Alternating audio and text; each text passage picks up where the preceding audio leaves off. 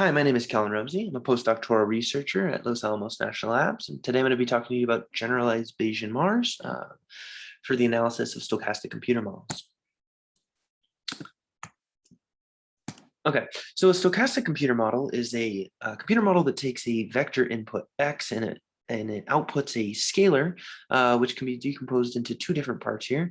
M of x is a deterministic scalar, and epsilon is a random variable whose distribution may or may not depend on the inputs.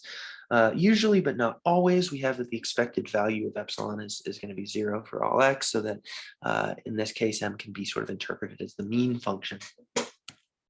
So this little red curve we're going to look at for the next couple of slides. This is an example of the mean function. And this is an example of a stochastic component, which is Gaussian, so Gaussian error terms. And this is sort of a well-posed case, right? We have lots of tools for handling this. It's very nice. But what if we move away from Gaussianity? What if we have heavy-tailed error? We have some kind of corruption mechanisms. You have outliers, okay? What if you just have a very skewed error distribution here? Is the assumption of Gaussianity going to be appropriate in this case? Maybe not. And finally, what if the distribution of the error terms actually depends on the inputs themselves? Right, we have something like this. So there's tools to handle all of these, but the goal that I want to talk about today is that it'd be nice to have a single framework that's capable of handling all of these different cases. And there's a handful of other features that we'd like this model to have as well. My goal today is to convince you that generalized Bayesian MARS is a nice approach that can accomplish all of these goals. So briefly, I'm going to talk about MARS, the original multivariate adaptive regression spline approach. We'll talk a little bit about the extension to Bayesian MARS, and then I'm going to get into the generalized Bayesian MARS, giving a few of the key equations and ideas, and then we'll get into some results for these three cases that I've motivated in the introduction. Okay, so MARS has a lot of advantages, one of which that I haven't mentioned yet is the automatic variable selection. That's something that MARS handles. So a MARS model is essentially a linear combination of basis functions, where these basis functions are the product of so-called hinge functions. So these are your multivariate splines here. And the way this is done is this is how we kind of perform variable selection, is which variables are selected in these terms. In the original MARS regression algorithm of Friedman, these basis functions were sort of adaptively added and deleted from the model according to a set of rules. And it was this kind of greedy inference algorithm that worked pretty well. But there are some reasons that we might want to extend this to sort of a Bayesian paradigm. Some of those advantages include characterization of overfitting, combating overfitting. And there's some really nice connections to things like the ANOVA, the Sobel, or even the ALE decomposition, which is nice for sensitivity analysis. So you're performing a Bayesian alternative to the MARS algorithm. You have to consider your parameters that you have. And anytime we add or remove a basis function from the model, the number of parameters changes. So a natural solution to deal with this is to use reversible jump, MCMC. And we can pretty much keep the reversible jump step to this process of adding, removing, or sometimes modifying basis functions. And then the rest of the parameters can be sampled from their full conditional distributions. So kind of the reason for this, and one of the computational keys to efficiency here, is that the linear combination coefficients, which we call A, they only appear in two terms in the posterior, and they're both normal. And so the product of normals, we get this third normal, and lo and behold, we're able to integrate the coefficients out of the posterior. And this is really nice because this allows us to avoid needing to do any kind of trans-dimensional proposal distribution.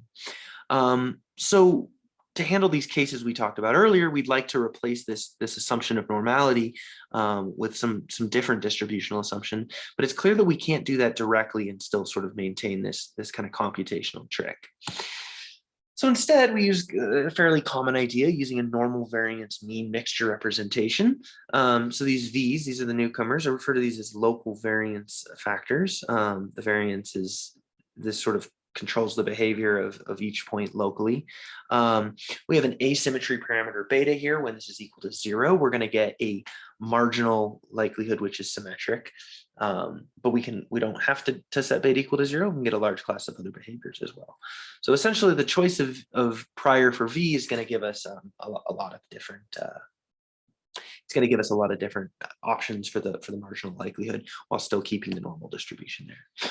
So we can rewrite the model and we can do this simple trick again. And we note that, again, the coefficients can be integrated out of the posterior. Some of these terms are necessarily a little bit more complicated, but asymptotically, all of the matrix multiplication is the same.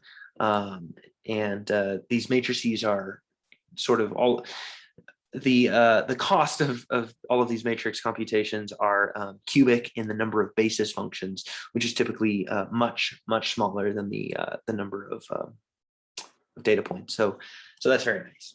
Okay, so with our generalized Bayesian MARS, we have posterior sampling that's still efficient. Reversible jump is similar to before. Full conditional distributions are used to facilitate fast updating. And we're going to focus here on the local variance components. So these V's, if we look at sort of this kernel here, we can recognize the generalized inverse Gaussian distribution. Gig is the conjugate prior for this setting. The gig distribution includes many well-known special cases, but one thing I want to point out is that fast gig generators do exist, usually things like uniformly bounded rejection samplers. So we can sample from this distribution very quickly, which is useful because we'll be sampling a lot of these guys at each iteration of our MCMC algorithm.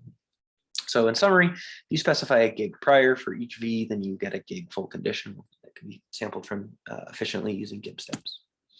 So this table, this shows a bunch of different choices that we can make for the prior, all in the class of gig priors. And over here, we see that a lot of these correspond to well-known special cases. And over here, you see the marginal likelihood that we end up getting when you integrate over these V's. And so things like the T and the variance-gamma distribution are very useful for cases where we have potential outliers. The asymmetric Laplace is going to allow us to do things like quantile regression. And the normal inverse Gaussian is a very flexible class of unimodal distributions with arbitrary skew and tail heaviness.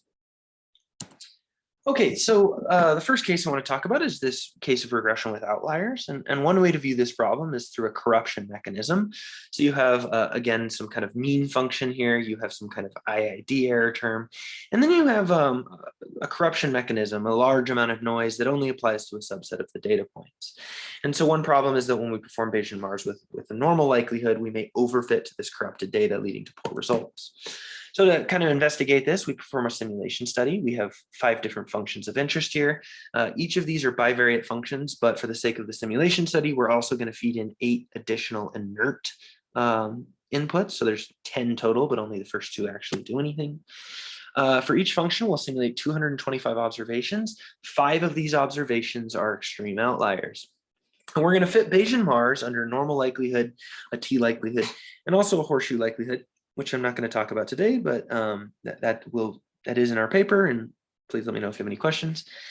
And our measure of success is twofold. How well can we learn the underlying function, and how well can we estimate the variance of the uncorrupted data? So to answer the first question, we perform this simulation study a couple hundred times for each function that I described before. And you can see that on these box plots, we have fraction of variance unexplained, smaller is better, and we see that the T distribution does a much better job than the Gaussian because it's not overfitting to that corrupted data. Similarly, when we try to estimate the true standard deviation of the uncorrupted data, the Gaussian overfits to the outliers and overestimates the variance, while our T model does a much better job and does a very good job in most of these cases. Okay, so previously we've set beta equal to 0, which gives us a symmetric likelihood, but we don't have to do that, and we can get some useful extensions. Again, we have sort of a conjugate update here, so that's convenient.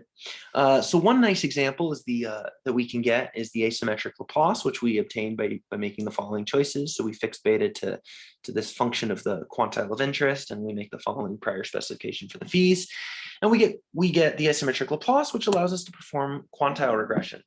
So this is a well-known motorcycle data set describing accidents. You see that it does very nice here. And one thing I want to draw your attention to is that in a lot of these quantile regression methods, we require replications at each each X location, and that's a big question, is where do you place your design points? And but what's nice about doing this with generalized Bayesian MARS is that we don't actually need to we don't need any kind of replication. You'll see that these points are sort of just scattered around, and it's really not a problem. So that's a nice feature in my opinion. The second example I have to show for quantile regression is a stochastic computer model, very simple. This is a stochastic framework for modeling the spread of an infectious disease.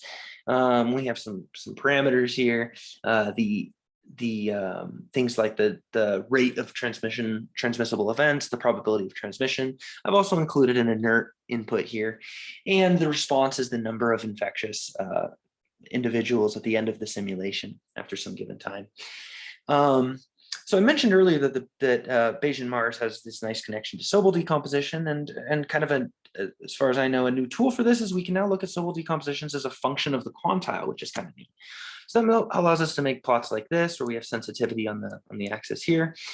And for example, from this plot, we can glean something like when we look at the left tail of the response distribution, the number of people that are infected at the end of the simulation, it's heavily sensitive to the interaction between X1 and X2, whereas when you look at the upper tail, it's relatively more additive in nature. And then, of course, we also pick up on the fact that this variable X3 is really not important to the model. So this is a very simple example, but you can imagine how in more interesting cases we might be able to get some valuable insight into the problem. And finally, what if the error distribution is arbitrarily heavy-tailed or skewed, but still identically distributed? And so this is a case where we can turn to NIG Bayesian MARS. And so what we're going to do now is we're going to treat that asymmetry parameter as unknown. We're also going to include a parameter for tail heaviness. We're going to treat that as unknown. Both of these we can place normal priors and get conjugate Gibbs updates. So that's, again, convenient. And as an example, we consider the well-known borehole function, which is a function of 8 variables given here. I simulated 500 points from this distribution, and I add this rather strange-looking error term. This error term was chosen for 3 reasons. It's heavily right-skewed, it's heavy-tailed, and it's not a class of the generalized hyperbolic distribution. So, we're really kind of pushing our model to the limit, seeing what it can do here. So we fit Bayesian MARS under both a normal likelihood and an NIG likelihood. And we find that in a test of 1,000 test points, the posterior predictive credible intervals, close to nominal coverage is obtained in both cases, but the NIG likelihood is able to do it with much, much smaller predictive intervals, which is nice. And the reason for this is kind of clear from this plot. This green line is the actual error distribution that I showed a few slides back. This orange curve is what we are able to learn and estimate using NIG. And of course, Gaussian Bayesian MARS only has one tool to handle the heavy tails and skew, and that's to inflate the variance. And of course, this leads to much wider predictive intervals.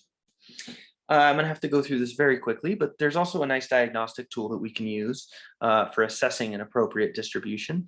And that's to create this NIG triangle plot, which is a reparameterization of the asymmetry and tail heaviness parameter.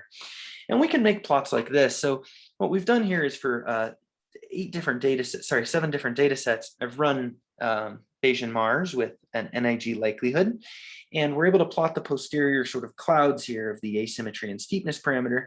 And based on its location, we can go back and we can say things like, okay, the advertising data set might work well under standard Bayesian MARS. The concrete data set might be best suited with MARS with a T distribution with about 5 degrees of freedom. And the rest of these, maybe we're going to want to just rely on our normal inverse Gaussian Bayesian MARS, or maybe we attempt quantile regression. And so we can go back and we can refit those models. And I don't have time to point out a lot of these numbers, but it really encourage you to go back and look if you have time, or ask me questions, but this corresponds very nicely to the intuition that this plot tells us. So I think that's a really useful diagnostic tool for assessing what type of likelihood might be an appropriate fit. So in conclusion, generalized Bayesian MARS is flexible, it's scalable, requires very little prior knowledge or tuning, and it's interpretable and provides some new tools for sensitivity analysis. And most importantly, it's capable of handling these 3 cases that I discussed at the beginning. That's regression in the presence of outliers, quantile regression for when the distribution is a function of the inputs. And finally, just flexible likelihood regression when in a more general setting. Thank you very much.